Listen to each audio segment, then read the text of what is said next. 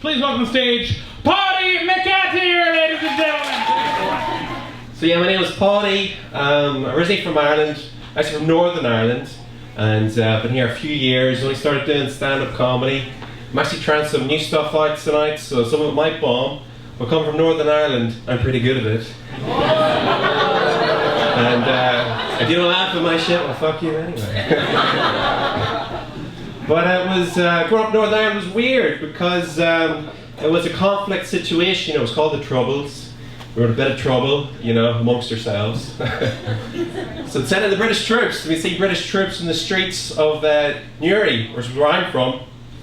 And they were heavily armed, wearing camouflage, which I thought was weird because, well, they were no longer in the jungle. And I could now clearly see them. Even the IRL were like, yeah, there they are. Yeah, we're going to see it. Lads! Over there, yeah, juxtaposed against the grey buildings, spotting them a mile away. If they really wanted to blend in, you know, if they really wanted to blend in, they should have worn a sectarian football top, shouted homophobic slurs at anyone they thought was too sensitive, and picked up the welfare check from the government like everybody else.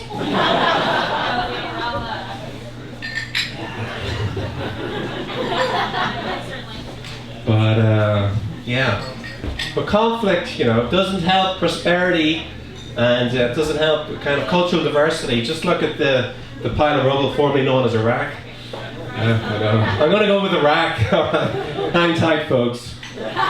What did y'all think about that? I mean, you have to say, on the part of the West, complete arrogance. There was zero planning for what might happen to Iraq after the invasion. There's more planning on a wedding, on the show The Bachelorette, than there is what would happen to Iraq. I mean, it was drive-through democracy with elections on the side, and WMDs was the whopper. After the invasion, all the Iraqis are just standing around wondering, okay, America, thank you for our freedom and democracy, but what about our social institutions, which we will need in order to grow the fledgling democracy? Yeah, we'll be right back. We're just heading out to secure the oil fields to make sure no one steals your oil from you. And yeah, as soon as we get wrapped up, we'll come back and help you build your hospitals and shit.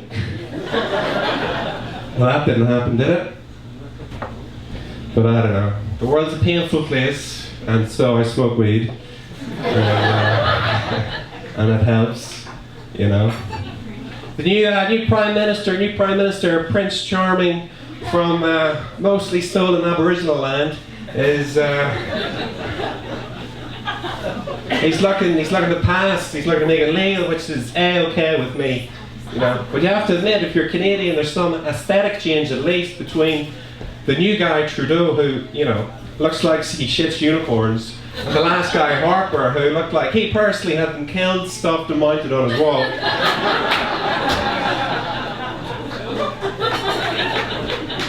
But yeah, I smoke weed, and some of my conservative friends, who voted for Harper don't smoke weed. Is there a connection? Oh, probably. But they always bum me out when I'm stoned. They say stuff like, Paudy, I don't know how you smoke that stuff, makes me unproductive. I'm like, good. I don't think I want you to contribute too much to society since you're so close-minded. Here, suck on that, let people with imagination run the world.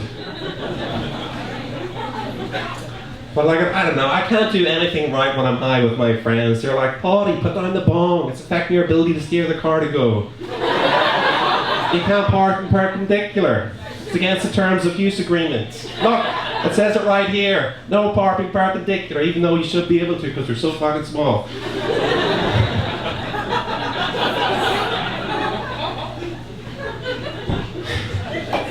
I read the news a lot, I like reading news.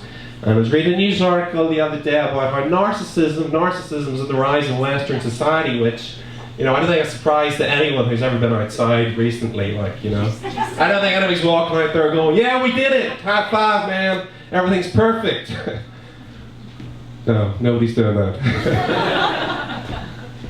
So this article is talking about narcissism, and it talked about Anders Breivik. Does anyone remember him? He's a guy who went on a killing spree in 2012 in Oslo, and he killed 77 people. And that's Oslo, Norway, not Oslo, Minnesota, United States, because they do have some kind of monopoly in these things. But this happened in Norway, you know, I guess the socialist dream doesn't work for everyone. And, but this story's interesting because after a psychological evaluation, psychiatrists came to the conclusion that he suffered from extreme narcissistic personality disorder. You know, which is crazy because that doesn't sound that crazy. I mean, how do they come up with this, you know? I mean, it's bad enough worrying about terrorism, now I have to worry about fucking narcissists. When's a white guy gonna catch a break? Okay, Leo won the Oscar, but like, there's other people out there. I'd love to know what kind of questions the psychiatrist asked Anders Breivik to arrive at this clinical diagnosis. Okay, Anders, so you killed a lot of people today. We're going to ask you some hypothetical questions, so if you can answer them honestly, just so we can get an idea of your frame of mind when you killed 77 people. Okay, question 1. If you were to own a chain of global luxury hotels, what would you call them? I'd probably use my last name, Breivik. Oozes class, sophistication, and I put them up in big letters so everyone would know it was me who owned the large building pointing skywards. Okay, good answer. Okay, next question. Anders, if Norway had an immigration problem, said people were coming across the border from Sweden, what would you do about it? Well, I'll tell you what I'd do. I'd build a big wall, so big, so none of the greasy Swedish meatballs could get into the country. And I'd make Sweden pay for it too. Okay, Anders, last question. If you ruled the world, do you think it would be a better place? Let me tell you something. If I ruled the world would be so sick of winning, they'd say, please stop, you're hurting me with all the winning. I can't take the winning. Please stop the winning. And then once I've pulled out, and everybody's won, they're going to turn around and ask me for more, and I'm going to give it to them. Thank you very much, folks.